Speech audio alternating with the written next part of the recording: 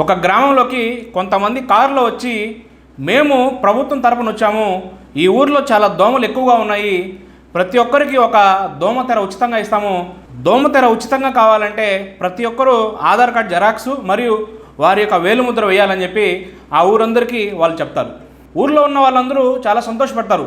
దోమతెర చాలా ఉచితంగా వస్తుంది కదా అని చెప్పి ప్రతి ఒక్కరూ ఆధార్ కార్డ్ జెరాక్స్ తీసుకొచ్చి వేలిముద్రలేసి ఒక్కో దోమతెర తీసుకువెళ్ళారు.